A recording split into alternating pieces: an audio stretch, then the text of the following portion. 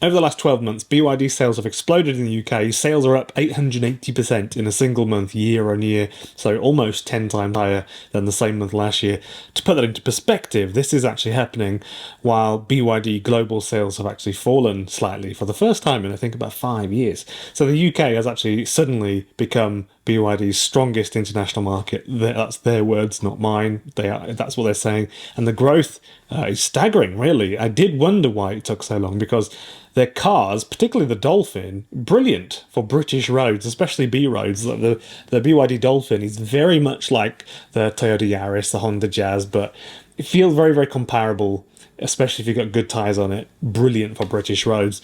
In September 2025, BYD sold 11,271 vehicles in the UK.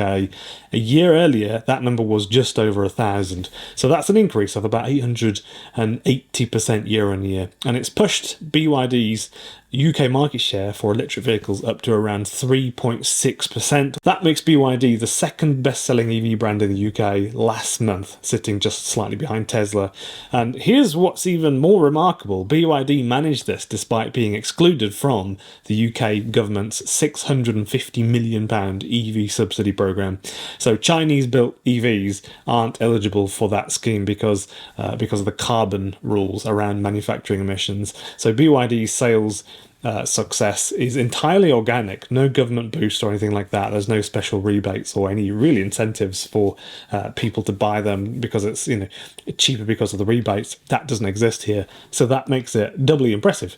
Earlier this year, in the first quarter alone, in January, February, March, BYD sold 9,271 cars in the UK, and that was already more than the company sold during the whole of 2024 last year, which is just mad, isn't it? That means that BYD's sales in the UK grew by over 600% year on year just in quarter one alone, and then it kind of does just an exponential curve basically as the year has progressed, and by mid-year they'd already reached around 20,000 units. This September surge was simply the next in the steep curve of growth. Because it was an exponential growth, obviously, the company now says the UK has become its largest market outside of China. And that is a very big deal because until recently, BYD barely had any presence in the UK. So they've obviously been doing all the groundwork, making the deals, making the calls, maybe sending the emails to companies to set up the dealer network. That was all in place, and now they're just taking off. Exactly the same thing in Australia as well. The strange thing, though, is while BYD's numbers are in the UK are booming, the global sales actually started to dip. September marked the first month in nearly 5 years that BYD's total vehicle sales actually declined, which is down about 5.5% year on year. They've even cut their full year global sales target from roughly 5.5 million vehicles to around 4.6 million vehicles. So they're compensating for weaker domestic demand in China by ramping up exports, and clearly that strategy is working for them, at least in places like the UK and Australia as well. So how did they pull off an 880% surge without subsidies? Price, timing, product mix, I think. BYD has aggressively priced cars like the Dolphin, the Seal, the Atto 3 to undercut rivals, and there is a lot of competition in the UK. There are lots of vehicles you can go buy now that are comparably priced. BYD seem to tick more boxes, generally speaking, for people who don't want to buy a super expensive car. They've positioned their EVs directly against mid-tier models from Tesla, MG, Hyundai, but with more equipment, and they're cheaper to buy, lower running costs, and the servicing bills are a little bit less as well, which does make a difference. And dealerships have popped up across the whole country faster than almost any other new entrant into the UK.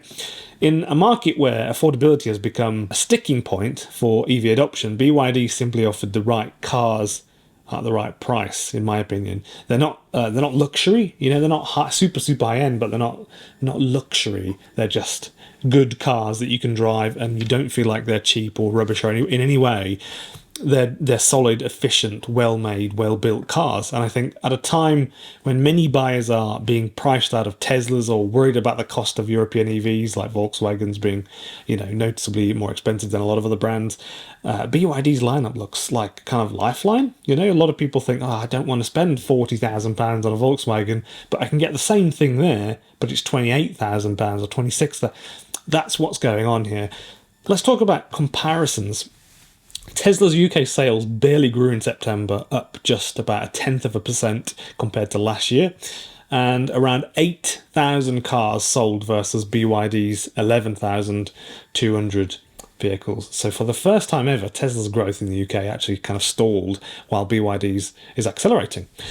So that's kind of a warning sign, not just for Tesla, but for every legacy automaker still waiting on new EVs, because what this kind of shows is that Chinese brands don't need decades of reputation, or the brand, the reputation of being a legacy brand to win over buyers. They just need to show up to the party, with a product that really, really does work and a price that makes sense, because that seems to be more important actually than reputation. Over the last few years, that's what we've seen. That's actually a bit of a surprising thing for a lot of people, but I think that's kind of proving itself to be true. If we look at the wider UK market, EVs now make up about 25% of all new car registrations, which is up from 18% a year ago. And BYD's contribution to that growth has been a lot. It's been massive. And the Atto 3, the Dolphin, have become the company's best sellers in the UK, with the Seal gaining traction in the higher end segment.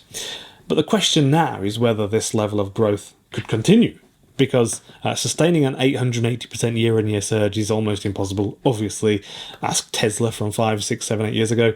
At some point, the growth rate has got to slow down. But even if BYD's UK sales were to stabilise around, say, 10,000 cars a month, they'd be on track really to hit well over 100,000 sales a year annually in the UK.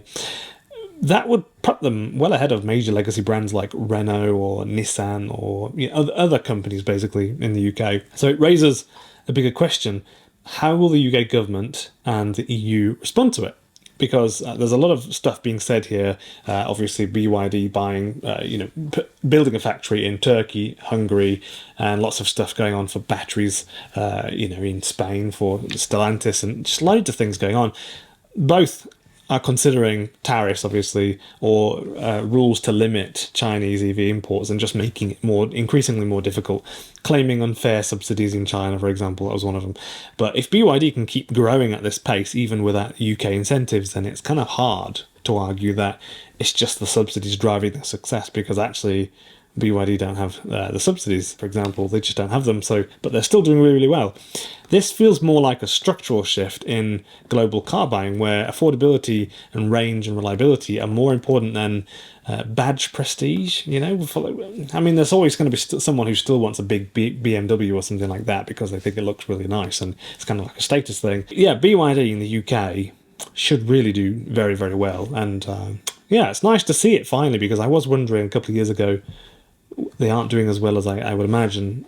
But yeah, obviously now it's taken off. So now on the flip side, there are risks. BYD's momentum in China has slowed. Price wars there have squeezed margins across the whole industry. Loads of the CEOs have been saying things. It's all over the media.